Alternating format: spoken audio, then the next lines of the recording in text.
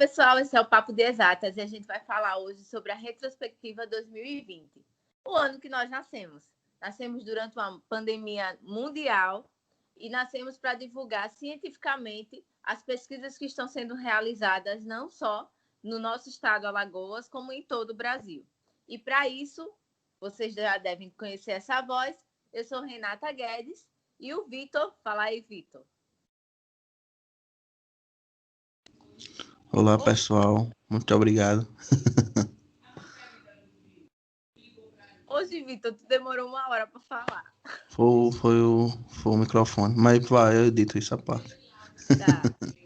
Então, você diz assim: olá, pessoal, eu sou o Vitor. Olá, pessoal. Eu sou o Vitor. Muito obrigado por ouvir o nosso podcast. Ficamos muito felizes durante esse ano, exceto pela pandemia. Espero que 2021 seja um ano melhor para todos nós. É isso aí, Vitão. E aí, para a gente começar a discutir, a gente gostaria aqui de comentar com vocês sobre como foi gravar cada episódio do Papo de Exatas. E o primeiro episódio que a gente lançou, em 23 de junho, foi com nada mais, nada menos do que o professor Marcelo Viana. Quer contar um pouquinho para a gente, Vitor, quem é ele? Marcelo Viana, ele é um matemático, talvez seja o maior nome da matemática brasileira, no sentido de divulgação matemática. Ele atualmente é diretor do INPA. E foi muito estranho porque eu achava que ele não ia aceitar o convite, porque o podcast estava apenas começando. Mas felizmente ele aceitou e a gente começou com o pé direito, né? Porque é um cara que, além de ser um grande pesquisador, um grande divulgador, a retórica dele é algo fantástico, assim. Tanto é que a gente no INPA chama ele de sereio, né? Porque a voz dele encanta os alunos, assim. E foi maravilhoso. O tema dele foi matemática do presente e do futuro, e ele trouxe várias discussões atuais sobre como se ensinar matemática para as crianças, como elas devem realmente aprender, porque o massa da matemática é que você não precisa de muita coisa para desenvolver bem, né? Uma boa ideia já é grande, já é bom o suficiente dentro da matemática, né? O Marcelo trouxe dados, inclusive dados sobre neurociência. Assim, ele foi muito rica a conversa com ele. Também amei conhecer o professor Marcelo Viana, amei conhecer a história dele, amei entender as ideias dele para o ensino fundamental da matemática. E, sinceramente, eu tenho, a partir desse episódio, uma nova visão sobre o modo como as coisas devem ser ensinadas dentro da sala de aula. E aí a gente teve o segundo episódio com o professor Francisco Fidelis, que é um professor que está vinculado ao Instituto de Física da UFAL, ou seja, a Universidade Federal de Alagoas, onde a gente está situado, e falou um pouquinho sobre o dashboard da Covid-19 e como esses dados tinham realmente ajudado Alagoas a diminuir ou aumentar o distanciamento social, né? Como foi que isso impactou na sua vida? O dashboard, na verdade, começou com... Eu acho que foi errado, porque lançaram os dados dizendo que 900 mil pessoas seriam infectadas em Alagoas. Só que o dashboard não é isso. O dashboard é sobre previsões mais curtas, pô. Só que eu acho que alguém, quando foi fazer o dashboard, ele acabou, como diz, não se atentando sobre os fatos reais, né? Tanto é que a conversa do Francisco Fidelis, a gente viu que o dashboard não dizia exatamente isso. Mas foi muito bom, porque é o modelo que eles fazem até no máximo para uma semana, com 5% de erro, e que depois foi agregado ao Estado. O Estado e a cidade de Maragogi também utilizou esse dashboard. E felizmente deu certo, né? Eu acho que está sendo utilizado até hoje. E está tendo atualizações. Então eu acho que erraram no início, mas acertaram no fim. E a conversa do Francisco foi muito boa, porque a gente vê que, de fato, como um trabalho integrado entre institutos de pesquisa, como foi o dashboard, que integrava matemática, física e computação, é importante dentro da universidade e dentro da humanidade em si, né? Porque, em geral, cada instituto fica no seu quadrado e agora, talvez tenha sido a primeira vez que três ou quatro institutos trabalharam em conjunto. Eu também senti isso, Vitor, que várias vários outros setores do mercado acabaram se unindo para trabalhar para combater uma coisa só, que eu acho que há muito tempo a gente não via isso, não só nos institutos de pesquisa, mas nas próprias secretarias de Estado, que várias reuniões foram feitas assim, a ponto, né, de decidir por todos, porque eu acho que a gente precisava muito disso, dessa união, dessa colaboração, e não vou dizer nunca que a pandemia foi uma coisa boa, mas aí acabou que ela acabou trazendo alguns sentimentos e algumas atitudes que eu acho que vale a pena a gente levar lá para frente, como a integração entre os setores, essa colaboração entre setores de diferentes áreas. Eu acho que foi bacana ter visto isso. E falando dessa interação, né, a gente também teve o terceiro episódio sobre segurança alimentar, com Marcelo Souza, mais de 30 anos de experiência na produção de alimentos, demistificando a ideia de que no Brasil faltaria alimentação, já que o Brasil é um país que, a partir do momento que conseguir produzir em escala o trigo, que está previsto para os próximos 3 anos, já vai ser autossuficiente em todos os alimentos que consome. E aí é um dado bem importante, a gente veio com números bem importantes sobre a pandemia, o consumo de alimentos, aumento de valores nas prateleiras, que a gente sentiu na pele, né, Vitor? Principalmente a questão de higienização de comida, né? Foi um tema bastante interessante de como você higienizar alimentos, principalmente as frutas, né? Que são vendidos em feiras. Então acho que as dicas que ele deu foram importantes. E além de você ver que o quanto a engenharia pode ser aplicada no dia a dia, né? Que é algo que a gente acha que só fica em indústria, em construção, mas não, ela tá bastante presente no nosso cotidiano. Eu concordo completamente. Não por ser engenheira, né? Mas eu concordo que a engenharia ela está em tudo. E falando em engenharia, a gente também teve um episódio muito bacana com o professor Diogo Tiago, que de fato mudou a vida de uma população na cidadezinha do interior de Alagoas com robótica. Conta um pouquinho para a gente, Vitor, sobre Ah, como foi gravar esse episódio. o Thiago, ele é formado em física pela UFAL, atualmente fazendo mestrado. Ele tem um trabalho muito importante que é robótica, ele trabalha com alunos de ensino médio e ensino fundamental. E ele faz projetos com Arduinos e etc. E é bastante premiado esse trabalho dele, ele inclusive já chegou a ser jurado de alguns eventos. E foi bastante interessante que a gente vê que, apesar de toda a dificuldade que a educação tem, por exemplo, o Fundeb foi trabalho infinito para ser aprovado, algo que era para ser simples, porque é muito importante. Apesar de toda a dificuldade, com um esforço, com, com qualquer esforço que a gente faça, já faz bastante diferença, né? E com certeza os alunos que passaram por esse projeto e que estão passando, a mente deles vão mudar e com certeza quando eles vão chegar bem mais maduros na faculdade do que alunos que não tiveram essa oportunidade. Concordo com você, Vitor. E sou apaixonada por robótica e eu acho que todo mundo deveria aprender robótica também. E a gente veio para um outro episódio que foi até uma das grandes discussões aí, 2019, 2020, sobre o novo petróleo, né? Ciência de dados, aquilo que começou há pouco tempo, as pessoas começaram a trabalhar sobre esse tema, mas que a gente faz uma previsão de que nos próximos 20 anos ainda será o novo petróleo. E aí a gente trouxe o professor Paulo, né, Luiz Paulo Favero, da USP, para falar um pouquinho com a gente. E assim, eu fiquei assim, estonteante com o fato dele ter aceitado o convite também, uma pessoa ímpar, com um nível de discussão altíssimo, falando de ciência de dados, o quanto a ciência de dados é multidisciplinar. E eu, particularmente, já sou apaixonada pela área de ciência de dados e internet das coisas, enfim. E aí, o que é que você sentiu ao gravar esse episódio também? O Luiz Paulo Fábio, eu acho que ele foi um dos episódios assim que todo mundo elogiou não só pelo convidado, mas também pela pessoa, né? Assim, todo mundo que já passou pela USP, teve aula com ele, elogia bastante. E além de ser um pesquisador, que trabalha também com em parceria com algumas empresas privadas, ele também é escritor. Ele tem livros na área. Isso para mim é muito importante.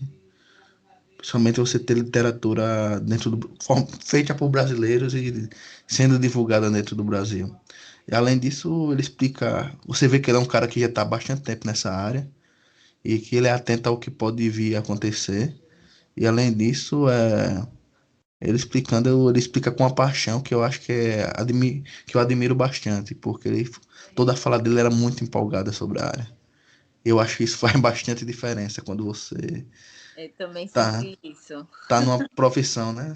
Eu acho que o sucesso também parte por essa empolgação.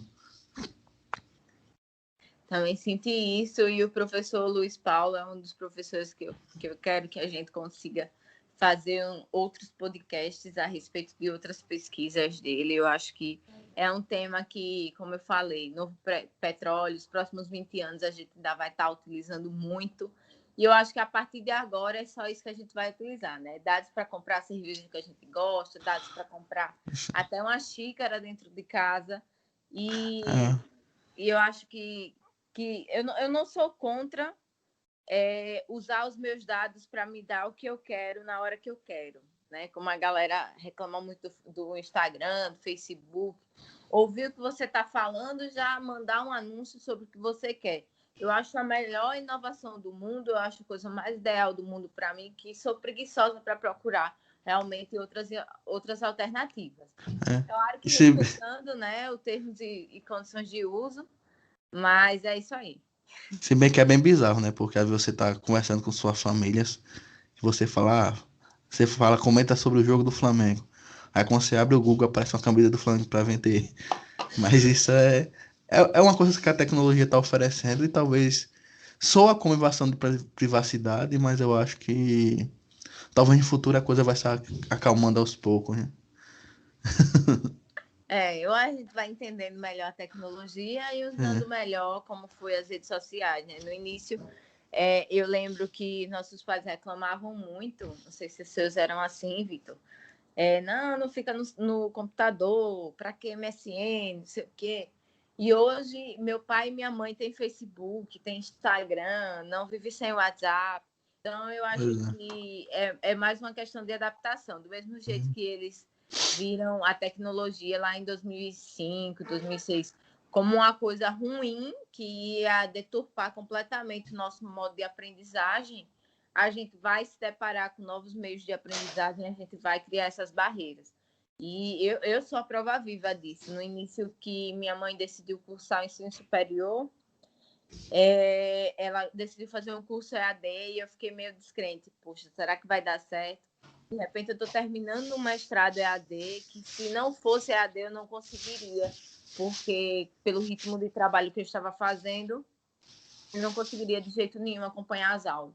Então, eu acho que é isso. Eu acho que a gente vai se adaptando às novas tecnologias, aos novos meios de aprendizagem, e a gente tem que aprender a usar tudo isso que tem à disposição, que não é pouco, que é muito fácil da gente sair do nosso rumo, da gente sair do foco, utilizar isso ao nosso favor, né? Que é uma coisa que não é fácil. Mas aí a gente vem também para uma discussão muito boa com o Leonardo Campos, da UFMG, sobre nanomateriais, física de nanomateriais, né? E só explicando, um nanômetro chega a medir 100 mil vezes. Não, agora imagina. Corta essa parte, viu? Uhum. E agora a gente vai falar sobre física de nanomateriais com Leonardo Campos. Agora você Uhum. imagine que você pega um fio do seu cabelo, aí você vê a espessura dele. Pelo menos meu cabelo é bem fino, né? Agora imagine se a gente corta ele 100 mil vezes mais fino. É isso que mede um nanômetro. E a gente falou sobre esses nanomateriais e o quanto esses nanomateriais estão transformando a vida, não só das pessoas antes da pandemia, como durante a pandemia e pós-pandemia, isso vai acontecer de rolo, como diz a história. Então, fala aí um pouquinho sobre o que você achou sobre gravar esse episódio.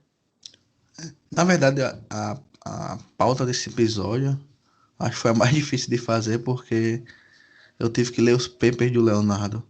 A sorte que o Leonardo e o grupo dele eles escrevem bem. Então eu só precisei ler a introdução, que eram 4, 5 páginas no máximo. Isso. E só que a gente fala dando material, grafeno, essas coisas.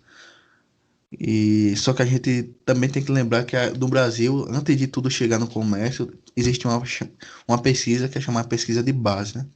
Que é interessada em explorar os elementos, né? Sem ter diretamente já pensando no fim para ele. Estudar propriedades para no futuro, quem sabe, a gente utilizar essas propriedades do que a gente está estudando. E é o que o Leonardo faz, do Léo Campos, que é o FMG. E você vê que a pesquisa dele é de base, mas que sim, tem um valor. Principalmente com o grafeno, que está sendo bastante estudado, né? Porque uma das coisas que a gente fala, por que estudar nanomateriais é importante, é que quando você pega elementos nessa escala, as propriedades deles mudam do que quando a gente pega escala macro. Então, você conseguir trabalhar com esses elementos nessa escala, talvez a gente consiga muito mais coisas, né? E, e foi bem legal, porque ele explicou bem cada trabalho dele. Você vê que ele dedica a vida dele a isso, há no mínimo 15, 20 anos.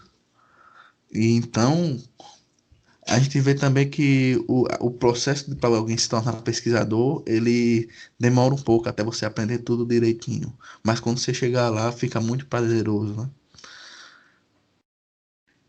Sem dúvidas. E eu acho que a maior realização para um pesquisador é poder ver, mesmo que a longo prazo, sua pesquisa se tornando execução, se tornando uma coisa de consumo em massa, que a gente sabe que é difícil, como você falou, demora um tempo, existe o estudo de viabilidade da pesquisa também, que é feito no início, que é feito pós-pesquisa, para ver como vai ser implantado essas novas tecnologias no mercado.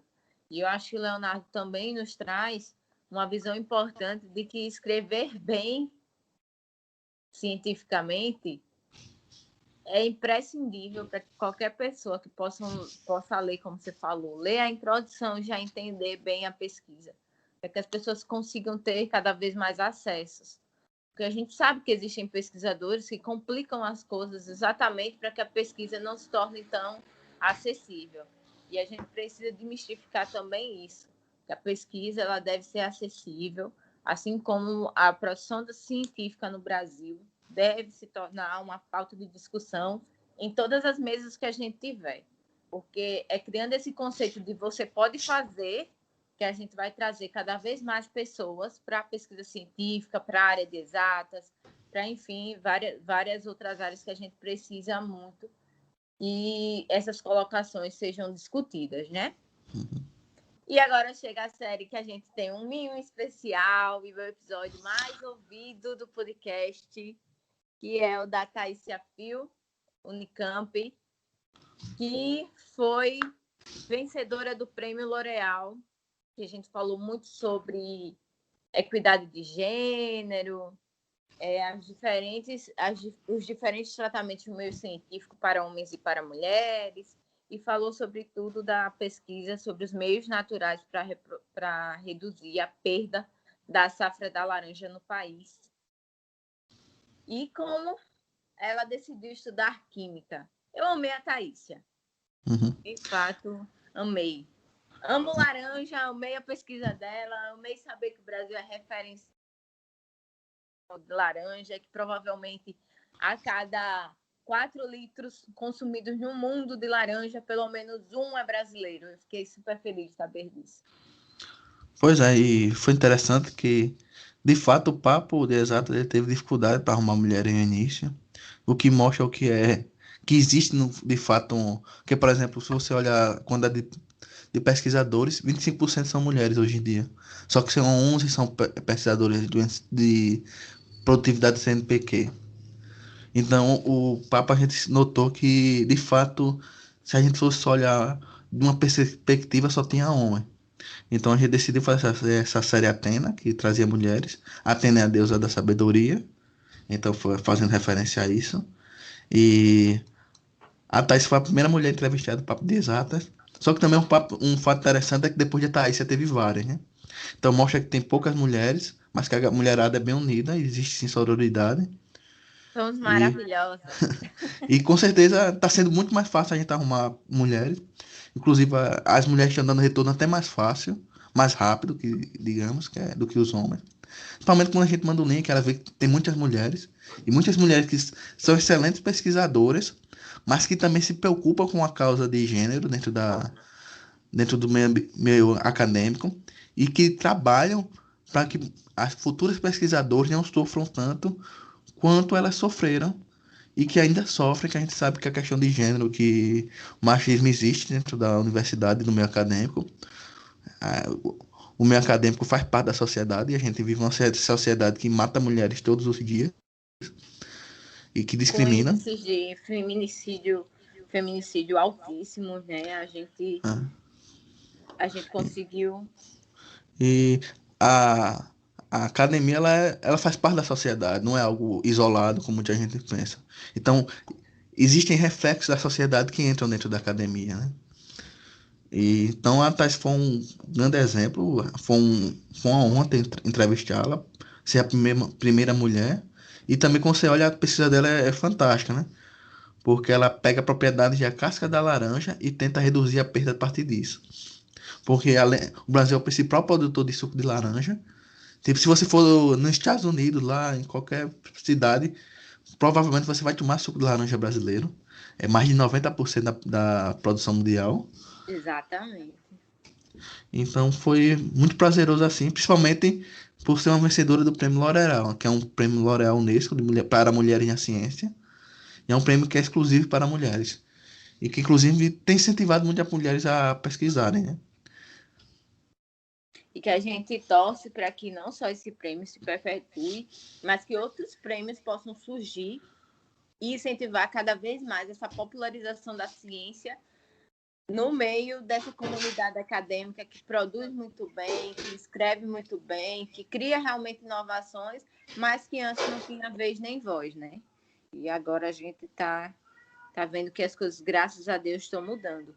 E muito amparado por novas mulheres que estão surgindo nas redes sociais e que estão dando a cara a tapa, de fato, e que estão produzindo conteúdos relevantes, maravilhosos, e que várias pessoas estão precisando, estão sendo... a palavra agora. Estão sendo motivados a continuar estão sendo motivadas a continuar em seus cursos de exatas a partir dessas pessoas que estão sendo referências, né, como a gente chama, digitais influencers de exatas. E aí a gente vem para o episódio de nada mais, nada menos do que Júlia Jacoldi, que é a matemaníaca, amiguíssima do Vitor, maravilhosa no YouTube, que fala sobre matemática, conteúdo sobre equidade de gênero nas exatas. Assim, maior referência hoje no Brasil sobre o ensino da matemática de uma forma moderna, não só aquela visão do que eu preciso aprender para passar no vestibular, mas o que eu preciso aprender de matemática para a vida. Eu achei ela fantástica, a energia dela durante a gravação, assim, fora de série. Amei, amei. Pois é. A Júlia, ela tem um canal Matemanica, que já tem mais, acho que 80 mil seguidores no YouTube. Inscritos, na verdade, né? Seguidores no Instagram. Então, a Júlia, ela faz vídeos falando sobre matemática, divulgação, respondendo problemas que são bem interessantes, divulgando áreas da matemática, não só da matemática, mas da física também. Então, muita gente acaba entrando nos cursos desejados a partir dos vídeos da Júlia. Assim, eu já tive amigos que foram para universidades paulistas e conversando com ela, você encontra pessoas que procuram a Júlia para agradecer pelo seu vídeo. Comecei a fazer arquitetura. Ou seja, pessoas que tenham vontade de fazer curso de exatas, mas que tenham um certo receio, e a Júlia, a partir do método dela, que é um método que ela usa bastante cores, bem bonitinho, letra bem bonita, que é bem diferente do que a gente vê, né, dentro da pesquisa matemática, que é quadro negro e giz branco, e ela mostra que a matemática é divertida, né? E o impacto que ela está tendo social é muito grande. E uma coisa que ela falou que chamou bastante atenção é com relação a essa questão de gênero é que, em geral, mulheres, quando querem fazer matemática ou ciência, elas querem ficar afastadas dessa questão de gênero, para não parecer que elas querem ser forçadas, né? Ou seja, a questão de gênero ela é muito mais profunda e existe muito mais nuances do que a gente está acostumado a ver. Eu que o diga, meu amigo, mas concordo com você. Falar sobre a equidade de gênero estando dentro de um curso de exatas é meio que criar um alvo para que as pessoas possam sempre bater naquela tecla de você só está falando isso porque você quer uma nota maior, do que você quer se posicionar melhor, enfim, não pela sua capacidade, mas pelo seu gênero, que a gente viu aí depois do episódio de Thaís Fio, que aí veio Júlia, veio outras mulheres que a gente já vai falar, o quanto as histórias se repetem e o quanto outras mulheres puderam ser livres para cursar o que quiserem na vida a partir dessas mulheres que a gente trouxe para a discussão, que não desistiram, né?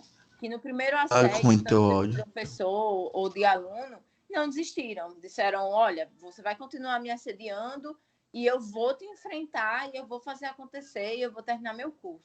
E aí isso é muito importante bater nessa tecla, porque a Júlia, o papel que a Júlia faz como digital influencer no YouTube, que é uma rede social onde as pessoas procuram se aprofundar mais sobre o assunto, é assim imprescindível para a gente continuar a vivência nesses cursos de exatas, de fato. Porque ela traz uma realidade do eu estou vivenciando e você também pode vivenciar, mas nós podemos fazer isso juntos. A gente pode abrir um novo caminho para que mais pessoas possam ter acesso a esses cursos, que, como você sabe, Vitor, por ser formado em matemática, não é uma área em que muita gente endeusa, né? A gente vê que as pessoas endeusam direito, medicina, e aí o principal. E aí quem ensina a chegar à medicina, quem ensina a chegar à engenharia, como é que fica? E eu acho que a Júlia, não só a Júlia, mas como outras mulheres, estão trabalhando maravilhosamente bem esses temas e estão trazendo também essa notoriedade que realmente o setor precisa, que é do vamos fazer junto, vamos fazer direito e vamos abrir caminho para que outras pessoas também possam fazer. Uhum. E aí a gente vem para o episódio da Tabata Amaral. Então, o episódio da Tabata Amaral, a gente chega. A Tabata hoje ela é deputada, mas ela tem uma história muito grande dentro das ciências exatas, que ela é cria da UBMEP. E a história dela é surreal em si, porque ela é uma pessoa que sai do subúrbio de São Paulo, sendo que o pai dela faleceu, ele era dependente químico, e sai direto para Harvard, né? Então, tipo, ela pode dizer que saiu do subúrbio para Harvard. E o que não é trivial, você pensando naturalmente, porque chegando lá ela começou estudando astrofísica, só que ela também se formou em ciências políticas. E hoje ela é deputada federal. Então a história dela começa nas exatas, continua nas exatas, só que em algum momento ela vai para ciências políticas. E hoje ela é deputada federal. E a impressão que eu tive da Tabata é que ela é workaholic, assim. Ela é a pessoa que bota na cabeça uma coisa e vai até o fim. E que ela briga e ela vai atrás. E ela também leva outra nuance, né, com essa questão de gênero, que é a questão do quanto o meio político ele é masculinizado. Então ela conta várias histórias sobre como é ser mulher e jovem dentro da Câmara dos Deputados, né? E o quanto ela sofre ameaças.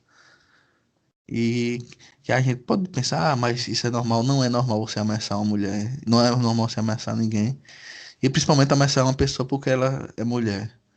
Então foi bem interessante. E mostra também que você não precisa ficar somente nas ciências exatas e que Ciências exatas e as questões sociais, elas não são coisas disjuntas. Elas têm muita interseção e ambas são importantes para a humanidade. Então a gente Concordo chega, completamente. então a gente chega no episódio da Sheila Marques, que é professora do Instituto Federal de Alagoas, Campus Palmeiras dos Índios. E aí, Renato, o que você achou? A Sheila é uma maravilhosa. Eu conheci a Sheila em uma palestra, né? E aí, a partir do dia que eu conheci a história dela, eu falei, não, ela tem que ir pro Papo de Exatas, as pessoas precisam ouvir a história dela. E é uma professora que tem mestrado e doutorado na área de engenharia de materiais, né? Hoje dá aula no IFAL, de Palmeiras dos Índios, mas é do Rio Grande do Norte. E a história dela começa com coragem, né? Coragem para continuar no Instituto Federal e cursar uma graduação e cursar um mestrado e um doutorado numa área em que só era ela de mulher no laboratório, e enfim. E ela conseguiu traduzir isso para os alunos dela de forma muito brilhante, quando ela se deparou com uma outra realidade no campus Palmeiras dos Índios, né? Quando ela foi, agora você assume o seu papel de professora e esse laboratório você conduz do jeito que você achar que deve. E foi o que ela mais que foi deixar todo o grupo de pesquisa misto para que as mulheres pudessem ter não só a possibilidade de desenvolver essas pesquisas, mas também de entender que casar e ter filhos não era a única escolha. Né? Ela fala muito sobre isso, que quando ela entrou, no primeiro dia de aula, que ela perguntou aos alunos, onde você se vê daqui a 5 anos, era assim, a maioria das mulheres assim falavam que a perspectiva da região era casar e ter filhos. E aí, quando ela começou a trabalhar várias linhas de pesquisa e trabalhar, de fato, os alunos na área de exatas, eles começaram a perceber, as alunas começaram a perceber que era possível estudar, trabalhar, ser independente e também casar e ter filhos, que era a coisa que ela mais levava em consideração, né? Porque quando você é do interior, acho que muita gente que está ouvindo esse podcast sabe, quando você é do interior, você tem possibilidades muito limitadas. E aí, naturalmente, o que aconteceu com a sua mãe, com a sua avó, acaba se reverberando na sua vida.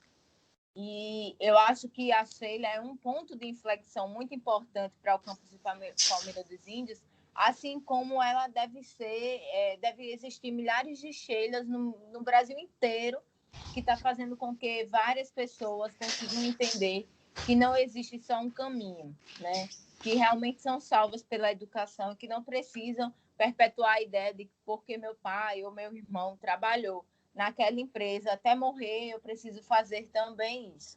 E eu acho que esse episódio ele foi genial, não só nas discussões da pesquisa dela, que a pesquisa dela é em engenharia de materiais, ela já foi super premiada, já foi até para o Caldeirão do Hulk falar sobre a pesquisa dela. Se não me engano, hoje ela está trabalhando exclusivamente com tijolos feitos de bagaço de cana. Né? Já foi premiada, enfim.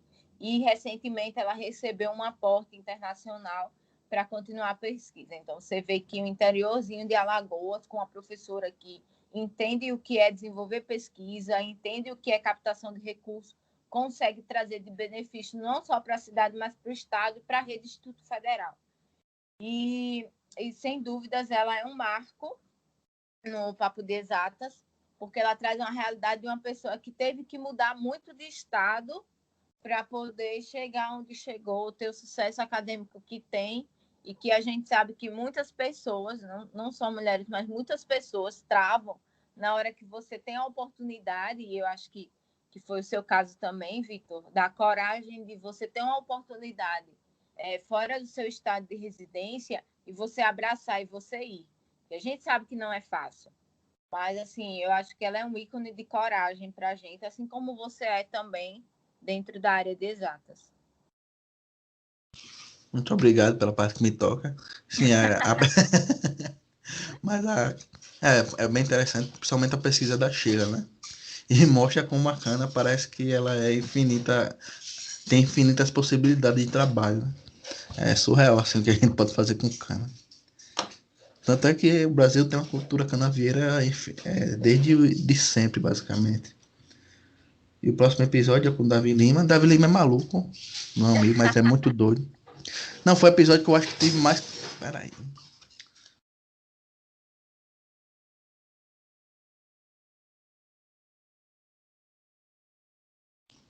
Sim, teve o episódio do Davi Lima. Davi Lima é meu amigo, mas ele é maluco. Então a gente tinha que ficar fazendo cortes, porque ele ficava. Corta isso. Tem um corte que eu vou revelar, que é o seguinte, que ele chegou e falou, se a vida te der um limão, você faz a limonada, e se quiser botar açúcar. E tipo, isso era no meio, ele falando sobre o evento, que era o Mate Fest. Mas falando sobre o Mate Fest, é um evento bem interessante, porque é o maior evento de matemática do estado, e que envolve tanto pesquisa, ensino e divulgação, e que o nome Mate Fest vem de Maceió Fest, que era um carnaval fora de época em Maceió. Então, assim, os alagoanos são criativos até no nome. Saudade, Marcelo. E o número 12 foi com a Manuela Souza. Eu acho que foi o episódio assim mais difícil de fazer, porque, Renata, a Manuela Souza, ela não só é mulher, pesquisadora, ela trabalha na UFBA, ela trabalha com álgebras não associativas, mas como ela também é negra. E mesmo morando na Bahia, você tem muita dificuldade quando você é uma mulher negra no Brasil. Por exemplo, ela falou que uma parte bem interessante é que quando ela morou na Itália, ela evitava falar com pessoas, né? Só para falar sobre como é a Itália, por exemplo, a Itália, o primeiro jogador negro dela foi o Balotelli, isso na década de 2010, né? Na década que está acabando, década passada. Ou seja, o futebol tem quase mais de 100 anos e a Itália vai ter um jogador negro agora, de 100 anos depois do início da seleção. E era um jogador que, só para ter a comparação, era um jogador que praticamente dividiu o país, né? Tem gente que não queria ele lá. E qualquer coisa que o Balotelli fazia era polêmica. Então, ela é uma mulher negra, tem toda a dificuldade de ser uma mulher negra dentro do país que a gente é. Como, por exemplo, ser confundida com a mulher da limpeza, sendo que hoje ela é coordenadora de pós-graduação do Instituto de Matemática da UFMA. Então, só que mesmo assim você vê que ela tem uma força de seguir em frente e também ela tem um grupo que é procurando matemáticas negras dentro do país. Muito bacana, fora que a pesquisa dela é em álgebra, né? Um assunto que quando você vê no ensino médio você não gosta. E agora mas depois você desenvolve bem na faculdade. Pelo menos foi comigo, eu desenvolvi bem na faculdade, apesar de não gostar no ensino médio. Mas é uma guerreira maravilhosa. E aí a gente vem para o episódio com o Hugo Nunes, né? Que eu acho que de todos os episódios que a gente fez em 2020, o Hugo traz uma realidade completamente diferente, porque apesar de ser homem e branco, teve outras dificuldades que teriam tudo para acabar com o estudo dele, com a pesquisa, enfim. E mesmo assim ele conseguiu juntar uma rede de apoio muito bacana para se tornar professor em matemática, para se tornar mestre em matemática aplicada. E, enfim, ser também um professor do Instituto Federal, que a gente sabe que não é fácil. Pois é, o Hugo, ele, com 16 ou 17 anos, ele teve um acidente no judô e ele ficou sempre tetraplégico, né? Ele só consegue mexer os braços e tem pouca dificuldade com os dedos, quase ele não mexe. Só que depois de 3 anos ele voltou para a UFAL, aí ele terminou a graduação. E você vê que... Alô? Barulho aí Não, tá barulho aí? Não, você parou de falar? Você disse alô. Porque tava tudo mudo. Então vou repetir a fala. O Hugo, ele é um cara que ele é sempre tetraplégico. Ele com 17 anos teve um acidente no judô. Então ele perdeu, ele só movimenta os braços hoje. Então, mesmo assim, ele conseguiu continuar a faculdade de matemática. E a história dele é surpreendente, porque ele não só terminou a faculdade, como fez o mestrado. E fez o mestrado em álgebra, né? Que é uma área que é bem difícil quando você vai avançando os níveis. E hoje ele é professor do Instituto Federal de Alagoas. E a história dele é de superação, basicamente. Uma pessoa que chegou perto de morrer e que hoje tem uma vida digna, com emprego, com um salário. Tá bom? Hoje ele consegue se manter. Só que ele teve dificuldades, porque, por exemplo, para ir para a faculdade, ele ia com a mãe e com amigos, tudo dele tinha que ser muito adaptado. Só que mesmo com essas dificuldades, ele conseguiu seguir em frente. Aí Que a é o mais gente. importante, É, né? aí Conseguir chega. seguir em frente. É. Então a gente chega no episódio de Adriana Neumann, que foi o mais longo. Ela ficou meio mal, eu lembro na época, porque ficou 1 hora e meia. Mas a Adriana Neumann, ela levanta outro ponto de quando você é mulher dentro da academia, que é o fato de ser mãe. Ela é uma pesquisadora e. Maternidade e o quanto É, isso pesa, né? por exemplo, só para você ver o quanto é diferente você ser mãe, o quanto isso muda a sua vida dentro da academia. É que muitas mulheres deixam de ser mãe, de fato, para escolher a carreira, que não deveria ser assim, que maternidade e paternidade é algo fantástico. E que durante a pandemia apenas 8% das mulheres conseguiam manter suas atividades. E quando era mãe, apenas 4% conseguiam manter as atividades. Então, é muito mais pesado. E além disso, isso é tudo dado de uma pesquisa de um grupo chamado Parents in Science, que é formado por mais mães que são professores universitários e que faz pesquisa sobre o impacto da maternidade. Uma coisa também que eu acho fantástico assim, das mulheres é que normalmente elas são bem unidas, né? A gente vê as meninas durante o ensino médio, ensino fundamental, elas vão juntas pro banheiro. E pra gente que é homem é muito estranho isso, porque a gente faz sozinho. Só que isso não só acaba quando acaba o ensino médio, né? Essa força de se juntar e batalhar por algo é algo muito fantástico e que segue até quando as mulheres conseguem algo muito grande. Elas não esquecem das outras, né? Sororidade eu acho que é algo que. Não acredito muito nisso, mas acho que meio que está intrínseco dentro da mulher. Se bem que eu acho que é um mecanismo de defesa, você juntar os próximos. Então, ela não só tem experiência em sites, mas como também tem grupos que ajudam meninas que estão ingressando na faculdade e que têm filhos que têm dificuldades. São pessoas que são dispostas a ouvir outras pessoas. Né? Empatia, que é uma coisa que está muito em falta no dia de hoje. Principalmente no meio tão. Em meios machistas, empatia é algo mais complicado. E por último, tem um episódio, acho que foi o mais divertido, que foi o da Luna. E a Renata, você tem falado da Luna. Assim, primeiro da Adriana, né? Sim, Que é sim, uma verdade. maravilhosa, que tem um currículo lindo, que tem conseguido manter uma carreira acadêmica e profissional lado a lado com o maternar, né? Que sendo mulher, na realidade que eu tenho hoje, eu sei exatamente o ano que eu quero ter filho, porque depois disso ou antes disso vai me atrapalhar na carreira e eu acho que muitas pessoas também calculam isso. E que não é fácil. A gente sabe que depois que a criança nasce, tudo fica mais difícil porque as pessoas começam a ver você como alguém frágil, como alguém que depende sempre de. Claro que a gente depende de uma rede de apoio, mas com alguém que não pode atender determinadas demandas porque vai estar sempre passivo de ser atrapalhado, enfim.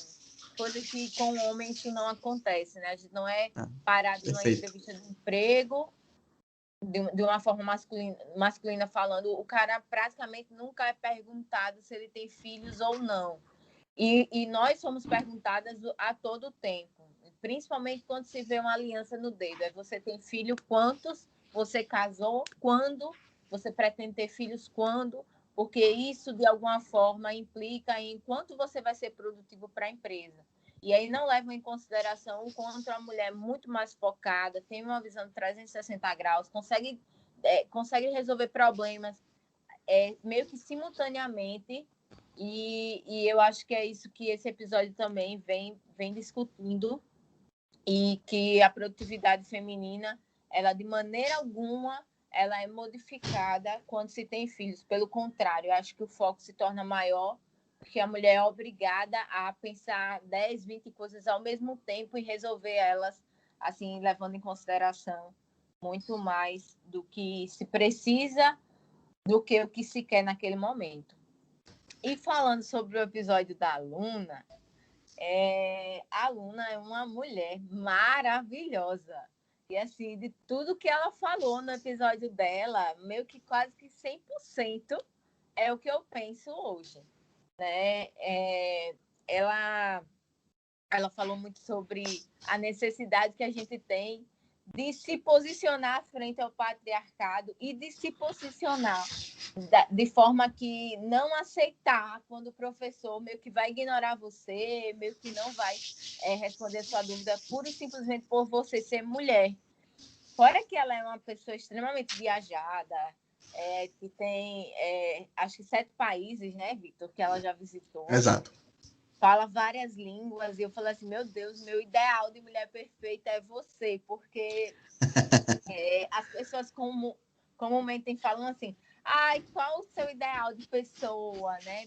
Sempre em palestra rola essa pergunta, qual a pessoa que você tem como referência na carreira e tal? E eu nunca consigo responder uma pessoa só, porque meio que o jeito de eu trabalhar, eu me inspiro em uma pessoa, o jeito de me posicionar nas redes sociais, eu me inspiro em várias pessoas, o modo como eu trato minha família, como eu trato meus amigos, eu acabo me inspirando em várias outras pessoas.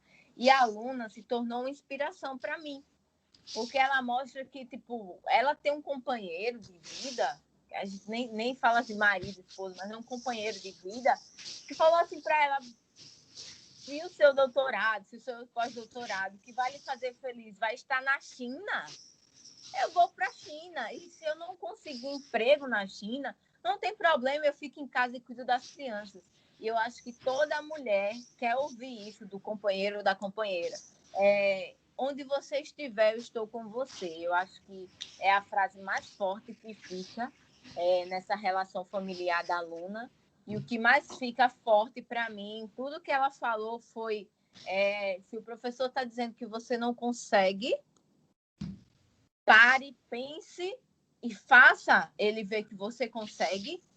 Não de maneira alguma se sinta diminuído, porque as pessoas vão tentar diminuir você, as pessoas vão tentar diminuir seu objeto de trabalho, vão tentar diminuir as suas relações pessoais, elas vão tentar diminuir você, porque você é mulher, porque você está dentro de um curso que é predominantemente de homem, e que você é o ser estranho naquela realidade. Então, as pessoas têm a necessidade, somos seres humanos, nós temos a necessidade de afastar o que não é comum, como você falou. O que é comum a gente une, né? E eu acho que a Luna traz muito essa percepção do em frente, persista, independente do que estão falando para você, tape os ouvidos e siga em frente. Eu realmente tenho uma nova visão de vida para 2021, muito baseado no que a Luna falou, vivenciou, enfim. E hoje, para mim, a Luna é uma das referências na minha vida. Pois é, a Luna ela é pesquisadora do INPA, acho desde 2018, 2019, eu não sei porque. Eu acho que ela entrou em 2019, só que desde 2020 o INPA parou. E, além disso, ela tem uma visão muito positiva da vida. Eu acho que isso é importante, né? É uma característica em geral dos convidados do Papo de Exatas. E ela é super engraçada também. Não, pessoalmente ela é máscara, ela fica mexendo os braços. Ela é hiperativa, assim, ela não fica parada, não. Ela fica conversando e gesticulando. Ela tem um jeito bem italiano. E ela é única essa característica de ser positiva, né? Que eu acho que também é muito importante porque a gente está num tempo muito negativo na humanidade e com motivos, digamos, de passagem, mas ela é uma pessoa que você vê que é aquela pessoa que tem muita resiliência e que de fato ela acredita nela mesma, né? É como ela diz no final do vídeo, que é acredita em si mesmo. Mas foi fantástico o episódio e espero trazê-la outras vezes porque é fantástico. num episódio só não dá para falar tudo que a aluna viveu, né? É algo que é uma coisa que assim que é meio complicado. É que se você pega cada ponto que a gente discute, daria um podcast. Mas só que É tem tempo verdade. finito, né? Não dá pra ficar 5 horas de frente ao computador, querendo ou não. Só fica muito. As costas dói depois do tempo. Mas é isso, eu acho que o saldo real do Papo de Exatos em 2020 nos surpreendeu. A gente chegou a ser ouvido em 9 países, que não é qualquer coisa, assim. Eu estou bem feliz, até porque eu não conheço pessoas em 9 países.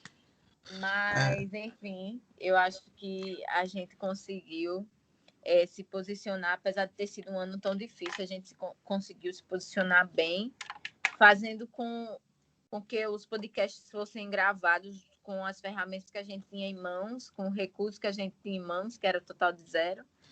Mas eu acho que a gente conseguiu muita coisa. E muito obrigada, Vitor, por ter topado a ideia aí junto comigo, eu que ter agradeço. desenvolvido tudo. Eu acho que 2021 vem para a gente já amadureceu bastante em 2020, né? E eu acho que 2021 vem para provar que a gente pode viver mais e melhor, com cada vez mais recursos. E é isso. Só uma curiosidade, por exemplo, os países que a gente tocou, um é no Brasil, óbvio, né? Noruega, que eu não conheço nenhum norueguês. Estados Unidos, Não, Alemanha, também não. Que? Itália. Estados Unidos, Alemanha, Itália, Bolívia, França, Peru, Chile, Reino Unido, Malásia, Espanha e Turquia. País que a gente alcançou. A gente deu play na Malásia. É muito Como bizarro assim? isso. Acho que alguém mudou o VPN do computador para Malásia. Ah, não, vamos acreditar que a gente é tão bom que chegou na Malásia, velho. Pois é. Não vamos acreditar que foi VPN, Daí o não. segundo país que a gente mais tocou foi na Noruega. Isso é surpreendente para mim. Nós somos incríveis, nós somos incríveis. Que a Tenho gente só fala a lá, agradecer. e a gente fala português de Alagoas, que não é um português normal. E ainda mais isso, né? Que a gente tem o menor índice de conectividade do mundo. Mas, assim, eu estou bem feliz com os resultados que a gente teve. Eu acho que foram episódios muito produtivos. Assim, eu estou recebendo e sempre te mando feedbacks assim maravilhosos sobre como estão os nossos episódios, das pessoas indicando pessoas maravilhosas para gravar os podcasts, que eu acho que é isso que vai fazer a gente ser ainda maior em 2021, sabe? Essa pegada de, eu confio tanto no seu trabalho que eu quero ouvir essa pessoa sobre sua visão de trabalho. Não sei se o formato que a gente está fazendo é o certo, a gente está tentando, a gente está errando, a gente está acertando, graças a Deus, muito mais do que errando. Mas eu estou bem feliz com os resultados do podcast no ano de 2020. Tá bem. Espero que 2021 tenha muito mais episódios, muito mais histórias legais para contar. E é isso Sem aí. dúvidas. Então, pessoal, a gente vai finalizando, deixando um super abraço, 2021 maravilhoso para todos vocês. E estejam sempre com a gente nas redes sociais, Papo de Exatas Podcast. E aí a gente vai conversando, criando novas formas de conversar sobre ciência, tecnologia e popularização, né? Popularização de um conteúdo que é desenvolvido dentro das universidades que precisam chegar à massa. Então, se você também, assim como a gente, não gosta de fake news, indica esse podcast para mais alguém que com certeza vai gostar desse conteúdo. Pois é, então, só para dando continuidade à fala da Renata, eu acho que o conhecimento deve ser divulgado e que também a gente compartilha da ideia de que a universidade tem que sair da bolha dela e tem que chegar à sociedade. E o podcast eu acho que é a maneira mais simples que tem de fazer isso, porque é só áudio, é só conversa, não precisa ficar fazendo vídeo, montagem, nem nada. E é Quase algo que que é zero eficiente. edição. É. E é bem eficiente, né? De chegar a você. Agradecemos a todos que ouviram mais um episódio do Papo de Exatas. Nos siga nas redes sociais, @Papo de Exatas. Até mais!